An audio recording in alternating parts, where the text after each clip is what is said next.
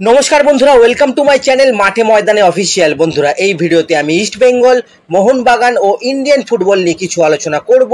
তোমরা যারা যারা আমার ভিডিওটা দেখছো, আমার চ্যানেলটা প্লিজ সাবস্ক্রাইব করে নাও ইন্ডিয়ান ফুটবলের এরকমই আরো আপডেট পেতে। প্রথমেই বলি, মোহনবাগানের মতোই নিজেদের হোম ম্যাচে হেরে ACL2 অভিযান শুরু করলো FC গোয়া। আল জাউরার কাছে কালকে তারা 2-0 গোলে হেরে গেছে।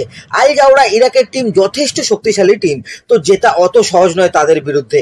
তাও সেকেন্ড হাফে গোয়া যা ফাইট দিয়েছে সেটা যথেষ্ট ভালো। গোয়া, মোহনবাগান এরা হারছে, তো এবারে ভারতের কাছে আগামী দিনে ACL2 স্পটটাও কিন্তু হয়তো আর থাকবে না, কারণ ভারতের র্যাঙ্কিং কমছে। ACL2 স্পট কিন্তু এখন টালমাটাল পরিস্থিতির মধ্যে রয়েছে ভারতের। এবার দেখা যাক আগামী দিনে কি হয়। এরপরে বলি, দিমিত্রিয়স ডিয়ামান্টাকোসের বদলি শেষ পর্যন্ত কিন্তু কালকে ঘোষণা করে দিয়েছে ইস্ট বেঙ্গল। জাপানি স্ট্রাইকার হিরোশি ইবুসুকি। কিন্তু এই সাইনিংটা নিয়ে অনেক সমর্থকদের মধ্যে কিন্তু অসন্তোষ রয়েছে, কারণ দুটো ভালো ভালো ল্যাটিন আমেরিকান প্রোফাইল, একটা আফ্রিকান প্রোফাইল থাকা সত্ত্বেও একটা 34-35 বছরের স্ট্রাইকারকে কেন সাইন করানো হলো, এটা কিন্তু অনেকেরই প্রশ্ন। এই প্রশ্নটা একদিকে যেমন ভ্যালিড সমর্থকদের, সেরকমই এই স্ট্রাইকারটার রেকর্ড কিন্তু খুব একটা খারাপ নয়। লা লিগা 2-তে খেলেছে, সেভিয়া FC-তে খেলেছে, সেখান থেকে জারাগোজা, ভ্যালেন্সিয়ার মতো টিমে খেলেছে, তারপরে এ লিগেও খেলেছে। এ লিগে ওয়েস্টার্ন ইউনাইটেডের হয়ে কিন্তু অনেক গোল করেছে এই প্লেয়ারটা। 4-5 বার কিন্তু টিম অফ দ্য উইকেও ছিল। তো প্লেয়ারটা কিন্তু যথেষ্ট সুনামের সঙ্গে খেলেছে। এবার ইস্ট বেঙ্গলে এসে কেমন খেলবে সেটাই এখন দেখার। অ্যাকচুয়ালি 1 বছরের চুক্তিতে আর রিজনেবল স্যালারিতে কিন্তু এই হিরোশিকেই পাওয়া সম্ভব হয়েছে। ম্যানেজমেন্ট তাই কিন্তু হিরোশির দিকেই গেছে। হিরোশির মার্কেট ভ্যালু কিন্তু 2 কোটি টাকারও কম।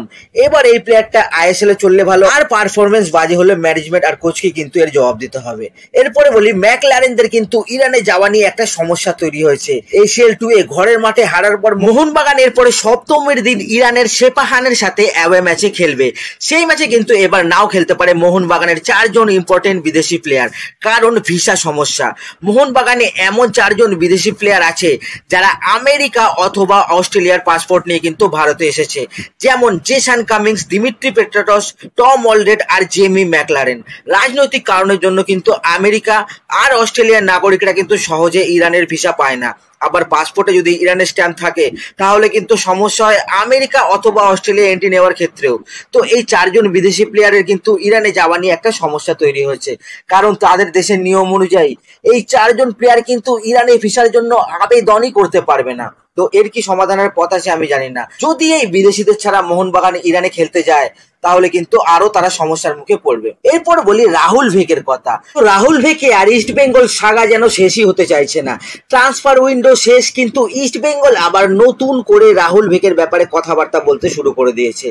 রাহুল ভেকের সাথে ইস্ট বেঙ্গলের পার্সোনাল টার্মস নিয়ে কিন্তু অনেক দিন আগে থেকেই কোনো প্রবলেমই ছিল না।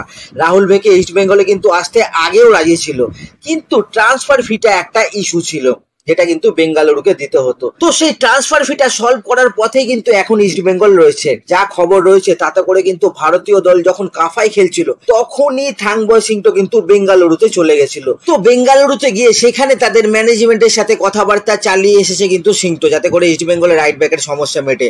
দেখুন, ইস্ট বেঙ্গলে একজন রাইট ব্যাক কিন্তু লাগবেই লাগবে, সেটা সবাই জানে। এতদিন নেওয়া হয়নি কারণ ISL হবে কিনা সেটাই জানা ছিল না। আমরা এতদিন কিন্তু সেটাই ভিডিওতে বলছিলাম যে একবার ISL হওয়ার নিয়ে সিউরিটি চলে এলে তারপরে কিন্তু ইস্ট বেঙ্গলের নতুন সাইনিং এর দিকে যাবে, এবং সেটা বড় নাম হবে, ভারতীয় দলে খেলার নাম হবে। তো তখন তো লোকজন আমাকে যা যা বলেছিল সেটা বলে আর লাভ নেই, কিন্তু এখন কিন্তু সেটাই প্রমাণিত হচ্ছে। আবার ইস্ট বেঙ্গল কিন্তু বড় নামের পেছনেই কিন্তু গেছে, এবং সিংটো কিন্তু সেই হিসাবে বেঙ্গালুরুতে গেছে সেখানকার ম্যানেজমেন্টের সাথে কথা বলতে। দেখুন, ইস্ট বেঙ্গল এখন 2 জন অল্টারনেটিভ অপশন হাতে রাখছে, একজন নিখিল পূজারি আর একজন রাহুল ভেকে। নিখিল পূজারি কিন্তু সেকেন্ড অল্টারনেটিভ অপশন, কিন্তু এখন ইস্ট বেঙ্গলের মেন টার্গেট হচ্ছে কিন্তু রাহুল ভেকে। রাহুল ভেকের ব্যাপারে কিন্তু প্রথমে আলোচনা হচ্ছে, এবং থাংবয় সিংটো কিন্তু সেই জন্য বেঙ্গালুরু আর কলকাতা ট্রাভেলও করছে। তো থাংবয় সিংটো যদি এই ডিলটা ক্লোজ ইন করে দিতে পারে তো এই বছরের মতো কিন্তু সাইনিং মোটামুটি কমপ্লিট হয়ে যাবে ইস্ট বেঙ্গলের।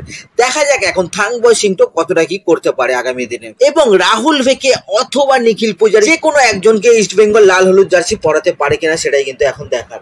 তো আজকের ভিডিওতে এতটুকুই, দেখা হচ্ছে আবার পরের ভিডিওতে। নমস্কার।